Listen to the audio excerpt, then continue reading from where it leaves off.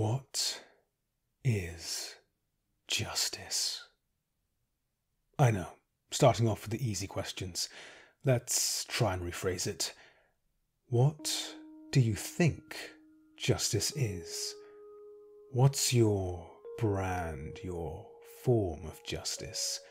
What do you think is a fair punishment? Do people even need punishment? What's fair to you? Are certain crimes more evil than others? What constitutes evil in the first place? Is an evil act worth it if it results in an overall net positive? And if so, how far can you go before you've gone too far? These are the questions at the heart of Id Invaded.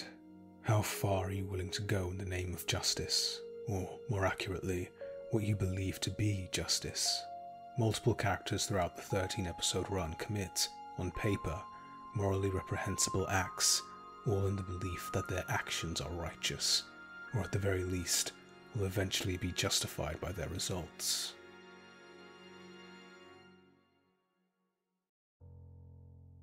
Take Tomotsu Fukuda, or the Perforator, for instance.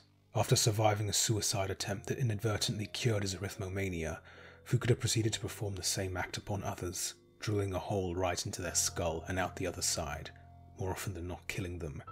And yet, out of all the serial killers in the show, he's the only one who murders without malicious intent, instead being motivated by a genuine sense of altruism. Yes, Fukuda believes that by drilling a hole right through a person's head, he's genuinely helping them. For the most part, though, this is a very easy situation to judge. He's deludedly killing people with no realistic justification. Nothing is gained by his bloodshed. Even he himself eventually realizes this. Well, kind of.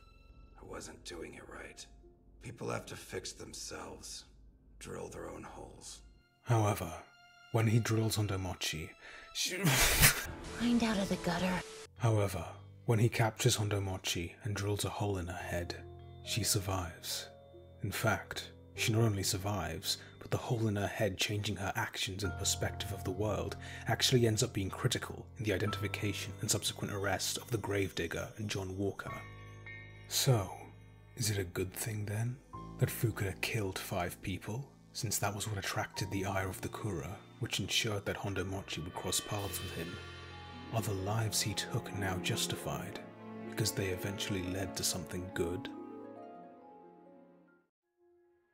That's a question which is more directly addressed by Akihito Narisago and John Walker, our respective protagonist and antagonist.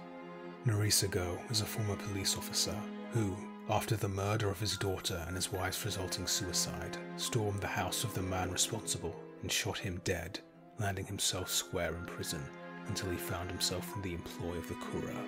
While there, he's driven 6 other serial killers to suicide, exploiting the information he found while diving into their id worlds as brilliant Detective Sakaido, which, thanks to his extraordinary deductive and analytical skill set, he was able to use to root out their psychological weaknesses and deepest insecurities, exposing them to themselves, breaking them mentally, and leaving them with no way to escape the anguish.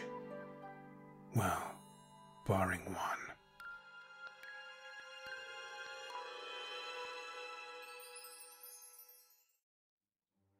Putting aside that mess for a minute, let's focus on the initial incident.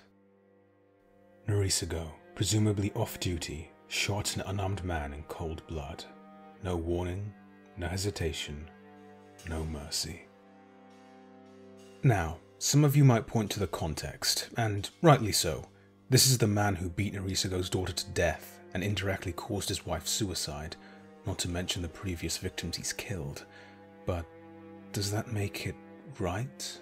If a murder is understandable, does that make it justifiable? Some might say that Narisago killing Katsuyama isn't justice in the first place, it's revenge. But then, what is revenge, and how does it differ from justice? One of the definitions of justice is people getting what they deserve, and yeah, you could probably make the case that the man who beat 6 people to death and nearly killed a 7th got what he deserved. So, in certain cases perhaps, is revenge justice? In the eyes of the law, it certainly isn't. In that respect, Norisago and Katsuyama might as well be the same. But what's legal might not necessarily be what's right. Is Norisago's revenge right? Things get even muddier when we look at his later killings.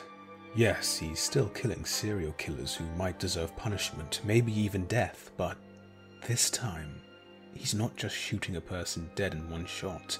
This is torture. Surely, you must realize your fun is all over now. You'll never see your hell again. Well, except for in your memories. Oh, haven't you had enough yet? This might be subjective, but to me, this doesn't look at all like the face of a man reluctantly enacting justice. It looks like the face of a man who knows what he's doing is cruel, is torturous, is causing far more pain than any gunshot could, and is enjoying it. Assuming revenge is a justifiable motivation in any case, could that even be applied here? These people have nothing to do with his daughter, and even if they did, would such sadistic disposal really be justice?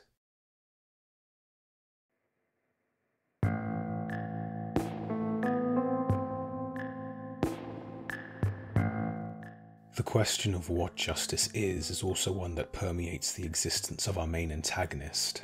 Last chance to avoid spoilers. Don't come back until you finished episode 11. Or not, just keep watching and give me the watch time. I don't care too much. Tayuhiku Hayasura, aka John Walker. Unlike Norisago, Hayasura addresses the question of what justice is in a far more direct manner, in that he actually exposits his own philosophy.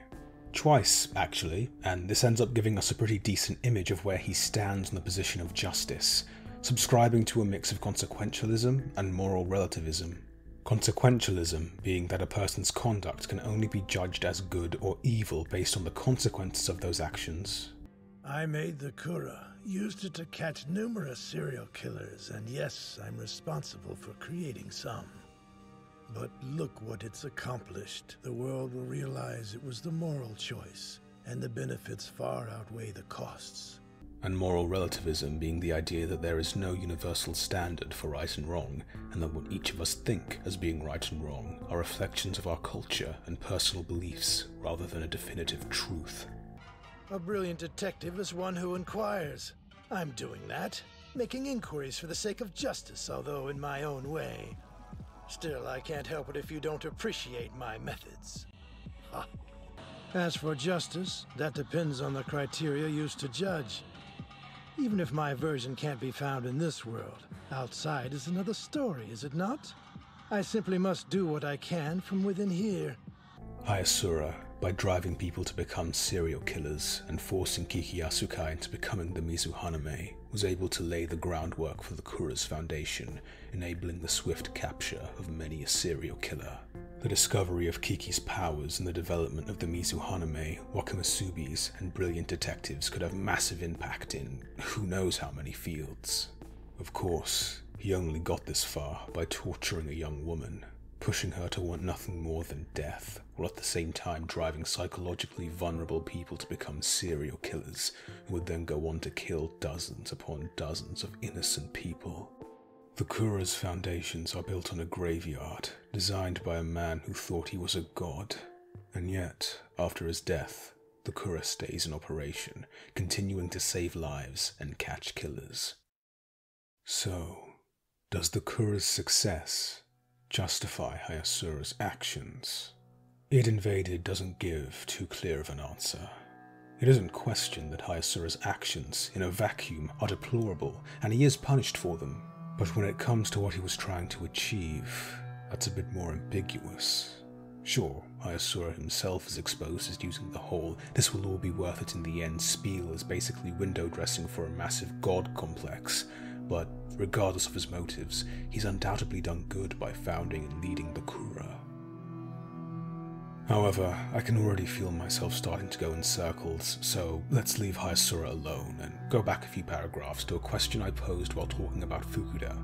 Is the taking of lives justified because it results in something good?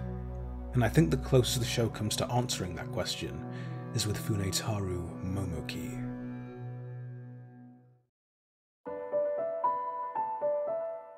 Of the main characters, Momoki is probably the most traditionally righteous, a through-and-through man of the law, dedicated to his job as a police officer.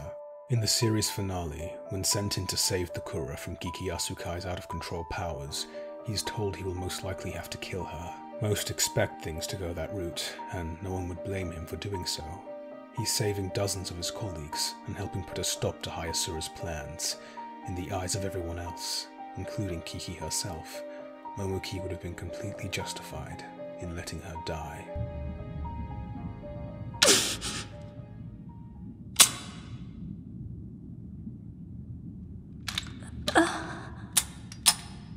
I can't. I'm a police officer. I should have known. No one can do it. But it's what I want more than anything else. Everybody keeps telling me they want to save me. Id Invaded doesn't directly answer the question of if it's justified to kill people, so long as it results in positive change. Instead, it proposes an alternative, and that is that people must be saved, despite the suffering they might have gone through, despite how disillusioned they've become with life, despite the benefits that killing them might bring. They must and can be saved.